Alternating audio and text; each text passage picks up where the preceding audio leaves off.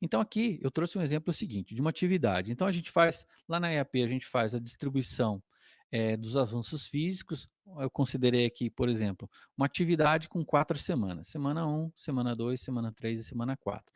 E a gente faz essa distribuição do avanço físico parcial durante 4 semanas. Mas a gente sabe que essa atividade, especificamente, tranquilamente, com a equipe que a gente leva uma semana para fazer.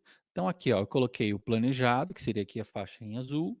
Aqui eu coloquei a duração necessária, exatamente a duração que precisa, né, para realizar essa atividade.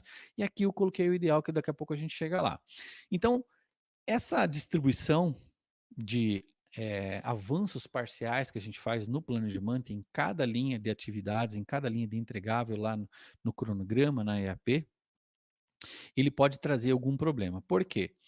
Porque cada vez, né, se eu tenho lá na EAP, na primeira semana, eu tenho 12% previsto e eu não faço nada, a equipe de projeto não realizou nada. Se eu tenho medições semanais de avanço físico, eu já vou ter um atraso de 12%. Porém, eu não estou atrasado. Por quê? Porque o meu time final aqui, o meu prazo final não foi corrompido, vamos dizer assim, né? Ele não foi ultrapassado. Novamente, passou mais uma semana.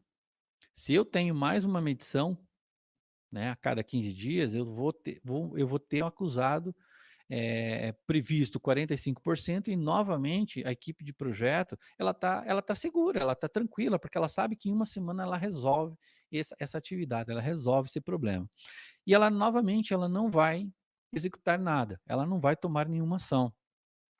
Então, quando a gente fizer a medição, né, parcial dessa atividade, nessa segunda semana, a gente vai ter já um atraso de 45% nessa atividade, certo? E vamos colocar, por exemplo, aqui, se a gente leva uma semana e a gente executa o realizado conforme essa curva verde aqui, ou seja, a gente começa um pouco antes, né, da duração necessária, a gente começa ali a verificar quais são as necessidades, os projetistas começam a perguntar ali o que que eles precisam para realizar a atividade, qual que é o recurso, será que tem licença, enfim, eles começam a atividade um pouco antes, justamente aqui, e eles realizam a atividade sem maiores problemas aqui, vamos colocar aqui em uma semana e meia, vamos dizer assim, certo? E o que que vai acontecer? A diferença entre o realizado, certo? E o planejado vai ser essa área churada aqui. E aqui, essa área churada, justamente eu chamo de atraso falso, certo? Esse atraso falso é justamente aquele atraso que você não consegue justificar. Muitas vezes a gente não consegue nem notar da onde que é o atraso.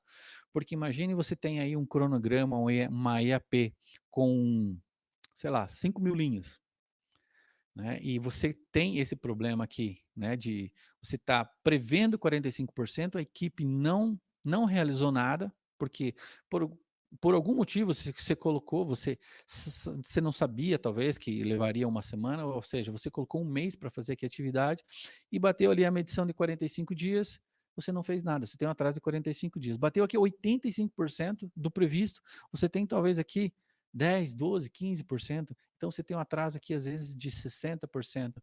E esse atraso, quando a gente fala em uma EAP justamente de 3.000 linhas, de 4.000 linhas, você tem várias situações dessa.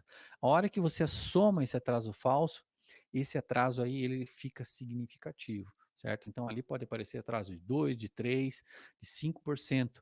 E você não, muitas vezes, às vezes nem sabe mesmo como argumentar, como explicar para o teu cliente, para o teu diretor de projetos, porque você não ultrapassou o prazo final.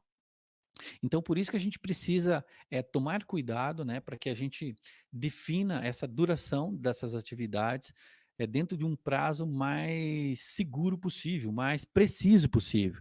Mas também, por outro lado, a gente não pode colocar extremamente ali na duração necessária, ou seja, sem nenhuma folga, porque, como a gente sabe, em projetos sempre tem algum imprevisto. Se você coloca justo, você não vai ter folgas, né, folgas para esses imprevistos. Então, sempre eu defino normalmente, isso é aqui uma sugestão, é mais ou menos um valor aí de 20 a 30, às vezes até 50%, dependendo aí o prazo total aqui da atividade, de você colocar com uma certa folga, com uma contingência de prazo, justamente. E muita atenção, gente, muita atenção aqui. A gente costuma, durante os projetos, todos, principalmente o pessoal de execução, só olhar o prazo final, só o prazo onde que termina. E a gente esquece da data de início dos cronogramas, a gente não trabalha nessa data de início. Aí o que que acontece? Chega a data de início, né, o pessoal às vezes muitas vezes, não se atenta, às vezes já começa atrasado, e daí faltou uma informação, pronto, já atrasou mais a atividade, você está comprometendo o prazo final dessas atividades, né. Então, às vezes falta uma licença, falta informação, falta algum recurso necessário para você começar essa atividade, e se você não começa um pouco antes, justamente 20, 30% antes do prazo, para você ter esse tempo hábil para buscar essa informação, eh, para você buscar o recurso que talvez esteja faltando para iniciar essa atividade, o que vai acontecer é que provavelmente aí você vai colocar mais recursos para fazer essa atividade que você não estava prevendo, ou vai pagar hora extra, vai pagar custo adicional que você não estava prevendo, ou você vai perder o prazo, né? Vai perder o prazo de entrada.